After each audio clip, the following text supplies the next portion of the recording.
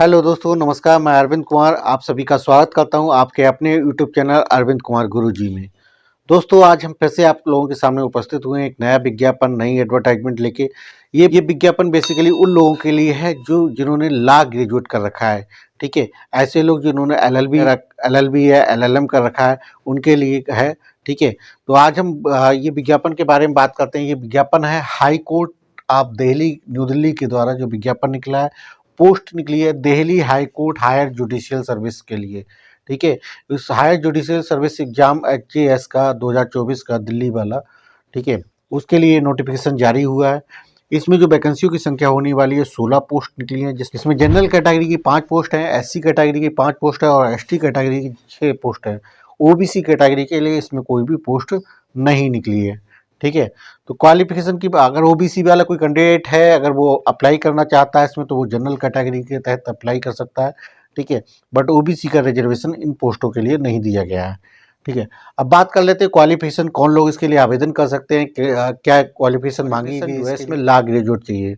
ठीक है, या तो किसी ने ग्रेजुएशन कर रखा हो प्लस एलएलबी कर रखा हो, या किसी ने बीए एलएलबी इंटीग्रेटेड वाला कोर्स कर रखा है, तो वो लोग इसके लिए एलिजिबल हैं। ठीक है, इसके साथ में उनके लिए 7 साल का प्रैक्टिस करती हुई होनी चाहिए। नहीं, एलएलबी करने के बाद उन्होंने कंटिन्यूसली इस समय 7 साल कम से कम जो है प्रैक्टिस करते हुए हो जाना चाहिए। कब हो जाना चाहिए? 10 जनवरी 2025 तक जो है उनकी 7 साल की जो है प्रैक्टिस कंप्लीट हो जानी चाहिए। जैसे कोई बंदा एलएलबी किया है, तो एलएलबी करने के बाद उसके पास 2 ऑप्शन होते हैं। या तो वो सीधे जो है कि जाके प्रैक्टिस करे, या फिर वो अपनी जुडिशियल सर्विसेज की तैयारी करता है। ठीक है, तीसरा रास्ता एक बनता है कि एलएलएम करता है। ठीक है, तो जो बंदा जो है जुडिशियल की प्रैक्टिस के लिए चला जाता है, प्रैक्टिस में जा रहा है, या जिसने तैयारी करी, मतलब जिसने तैयारी करी जुडिशियल सर्विसेज के लिए, लेकिन किसी भी वजह से उसका सिलेक्शन नहीं हो पाता है, फिर वो क्या होता है, कुछ समय बाद अपनी प्रैक्टिस में शुरू कर देते हैं। ठीक है, प्रैक्टिस शुरू करने के बाद वो अपना 6-7 साल का अगर उनको समय हो गया, 7 साल का समय उनको हो गया, कंप्लीट हो गया है। ठीक है, तो उनके लिए एक मौका फिर से इसमें मिलता है कि आपके लिए मौका है जुडिशियल सर्विसेज में अगर आप जाना चाहते हो, तो आप इस तरह की जो भर्तियां निकलती है, कुछ दिन पहले झारखंड का भी इसी तरह वैकेंसी आई थी झारखंड हाई कोर्ट के द्वारा। ठीक है, तो अब ये दिल्ली हाई कोर्ट के द्वारा निकली हुई है। तो इसी तरह के समय समय पे अलग अलग हाई कोर्ट्स जो है जुडिशियल सर्विसेज के लिए वैकेंसी निकालते हैं, तो उन्हीं की तरह लोगों के लिए ये विज्ञापन बेसिकली है। ठीक है, अब बात करते हैं इसके लिए सिलेक्शन प्रोसेस कैसे होगा इसके लिए। तो सिलेक्शन करने के लिए आपको प्री, मेन और इंटरव्यू 3 चरणों से गुजरना होता है।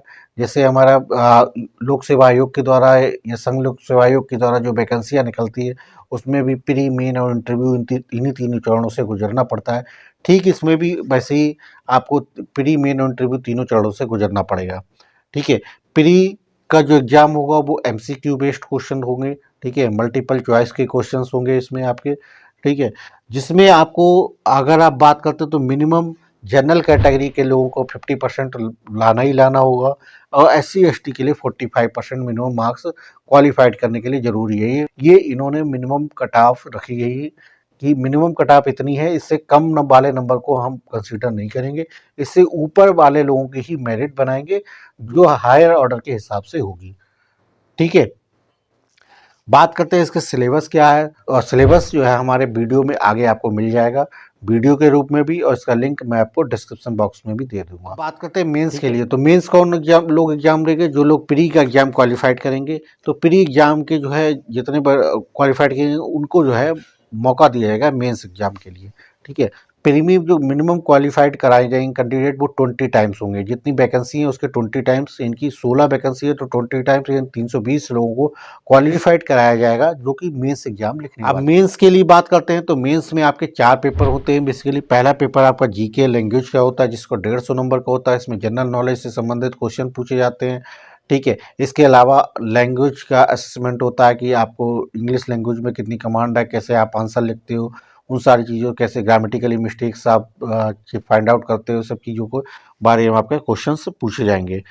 उसके बाद आता है पेपर सेकंड। पेपर सेकंड आपके लॉ सब्जेक्ट से रिलेटेड होगा। पेपर थर्ड और फोर्थ ये भी आपके लॉ सब्जेक्ट से रिलेटेड होगा। ठीक है, इसके बाद बात करते हैं कि इसमें कितनी मिनिमम कट ऑफ रहेगी। तो मिनिमम कट ऑफ इसके लिए भी इन्होंने जनरल वालों के लिए कट ऑफ जो 45% रखी गई है। वहीं SC/ST वालों के लिए 40% की कट ऑफ रखी गई है कि मेंस में मिनिमम जो है जनरल कैंडिडेट का कोई बंदा है उसे 45% नंबर लाने ही लाने पड़ेंगे, ठीक है, और SC/ST के लिए 40% लाना पड़ेगा। इसके बाद बात करते हैं वाइवा वॉइस। जो लोग मेंस को क्वालिफाइड कर लेंगे उनको अगला चरण जो इंटरव्यू यानी वाइवा वॉइस का होगा, जो कितने नंबर का होगा, 250 मार्क्स का होगा। इसमें भी 50% आपको जनरल कैटेगरी भी लोगों के लिए लाना होगा, ठीक है, यानी 125 नंबर कम से कम इंटरव्यू में लाने होंगे, ठीक है। SC/ST कैटेगरी के लोगों को मिनिमम जो है 45% नंबर इंटरव्यू में लाना होगा, ठीक है। तो जो मेरिट आपकी बनेगी, फाइनल मेरिट जो बनेगी, उसमें प्री के एग्जाम के नंबर नहीं जुड़ेंगे। जो मेंस एग्जाम प्लस इंटरव्यू के जो मार्क्स होंगे उन्हीं नंबरों को जोड़ के जो है इसकी मेरिट बनाई जाएगी। तो मेंस एग्जाम की बात करते हैं तो इसमें देखिए जीके का आपका 150 नंबर का पेपर होगा। पेपर लॉ सब्जेक्ट से रिलेटेड क्वेश्चंस पूछे जाएंगे। ये तीनों पेपर अपने 200-200 नंबर के होंगे, ठीक है। तो टोटल 600 नंबर का ये पेपर होने वाला है ला के, और 150 नंबर के आपकी जीके का होने वाला। टोटल जो पेपर होने वाले हैं 750 नंबर का होने वाला है, यानी 750 नंबर आपका मेंस का प्लस 250 नंबर आपका इंटरव्यू का। टोटल 1000 नंबर में से आपका मेरिट बनाई जाएगी, ठीक है। तो ये हो गया आपका सिलेक्शन प्रोसेस। अब 1000 नंबर्स में अगर बात करते हैं तो जनरल कैटेगरी के लिए कम से कम अगर क्वालिफाइड करना है तो मिनिमम 50% इन 500 मार्क्स तो लाने ही पड़ेंगे रिटन विद इंटरव्यू मिला के, ठीक है। वहीं SC/ST कैटेगरी की बात करते हैं तो मिनिमम 450 नंबर्स लाने ही पड़ेंगे, जिसमें मेंस का रिटन प्लस इंटरव्यू दोनों के नंबर जुड़े होंगे मिनिमम क्वालिफाइड करने के लिए। हालांकि इतने से लाने से सिलेक्शन नहीं हुआ, सिलेक्शन उन्हीं का होगा जो ऊपर के टॉप लोगों को होगा। लेकिन ये कि अगर आप जो इन्होंने क्राइटेरिया मिनिमम कट ऑफ का रखा वो ये, अगर इससे कम का नंबर है तो आपका जो है मेरिट में सम्मिलित नहीं किया जाएगा, ठीक है। अब बात करते हैं इसके एप्लीकेशन कब से भरे जा रहे हैं। तो एप्लीकेशन आपके 27/12/2024 से भरे जा रहे हैं, ठीक है। लास्ट डेट की बात करते हैं 10 जनवरी 2024 तक, आपको शाम 5:30 बजे तक इसकी लास्ट डेट है। तो जिन कैंडिडेट को या जिन एडवोकेट लोगों को अपना फार्म भरना है वो इसका आवेदन 10 जनवरी 2025 तक शाम 5:30 बजे तक अपना आवेदन कर सकते हैं, ठीक है। फीस की बात करते हैं तो जनरल कैटेगरी के लिए फीस रखी गई 2000 रुपये, वहीं SC/ST कैटेगरी के लिए रखी गई 500 रुपये, ठीक है। आवेदन करने के लिए आपको www.delhihighcourt.nic.in पे जाके आपको वहाँ पे रिक्रूटमेंट सेक्शन में जाके आपको ऑनलाइन आवेदन का लिंक मिल जाएगा, वहाँ से अपना आवेदन कर सकते हैं। ये दोस्तों रहा हमारा हाई कोर्ट ऑफ दिल्ली के द्वारा निकला हुआ हायर जुडिशियल सर्विसेज के विज्ञापन के बारे में। इसमें डिटेल में हमने सब कुछ जाना समझा, ठीक है। बाकी सिलेबस हम आपको डिटेल प्रोवाइड करा देंगे।